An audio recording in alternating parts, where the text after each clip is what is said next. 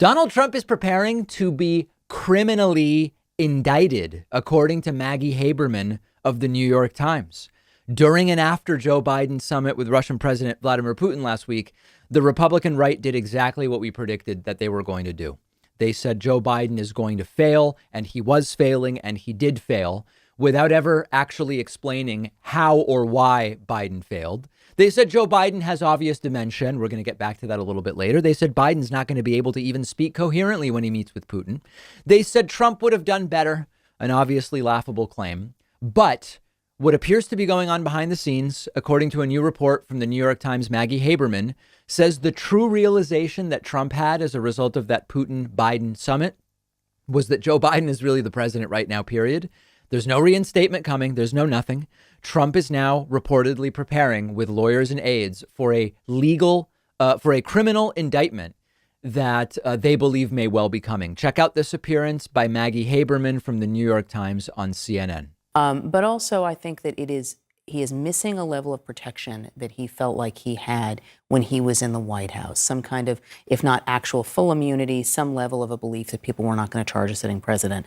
I think that he is talking about keeping his political options alive because he sees it in part as a shield against what could be coming. That's interesting. Do you have you heard, or what have you heard about how he is specifically preparing for this? Because that presents it in a new light to me, at least, that what he's doing now is all in, or at least partially in run up to things that he fears may happen. Look, what he's doing in terms of preparing for a possible indictment is he is holding a lot of meetings at Trump Tower. There was a picture the other day of him emerging from Trump Tower, which I was surprised it took that long for somebody to see he was there. He's been there for many weeks, going back and forth between his club at Bedminster, New Jersey, and Trump Tower.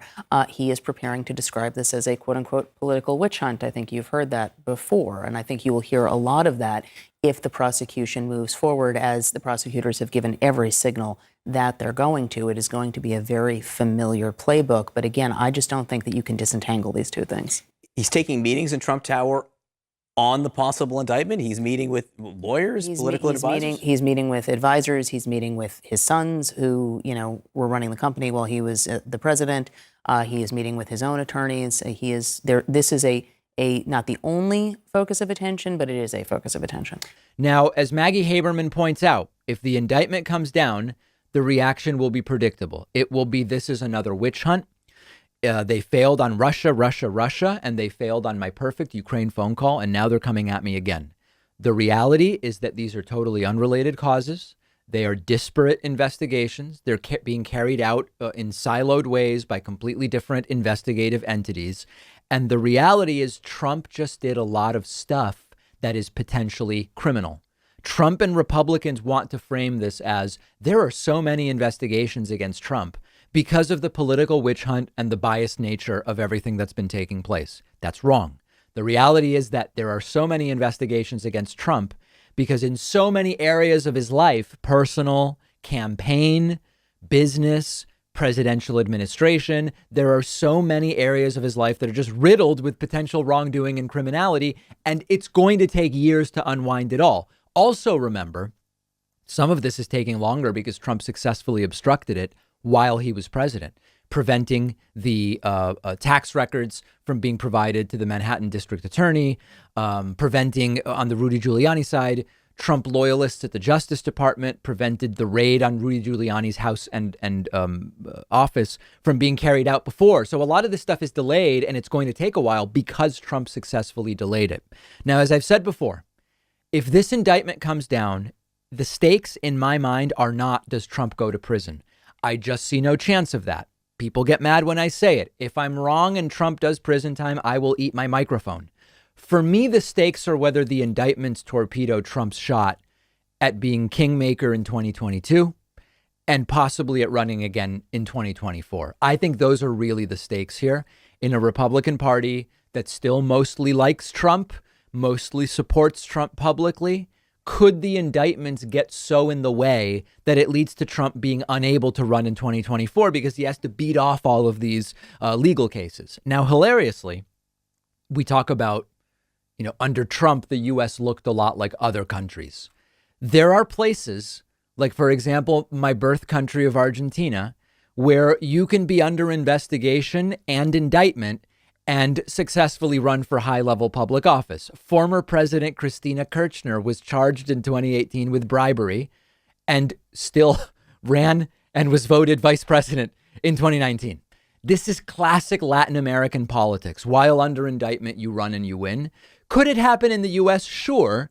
After Trump, it would be silly to say X could never happen because we had a lot of X could never happen moments and we were wrong in the United States. But we will take it step by step and day by day. And the latest news, according to the New York Times Maggie Haberman, is Donald Trump is huddled up with his legal team and preparing for what they expect to be a criminal indictment coming down against the former president of the United States. If you think things have been nuts the last week or two, just wait until you see what happens if and when Donald Trump is criminally indicted. Follow me on Twitter at @Pakman. Let me know what you expect from Trump if indeed that day comes.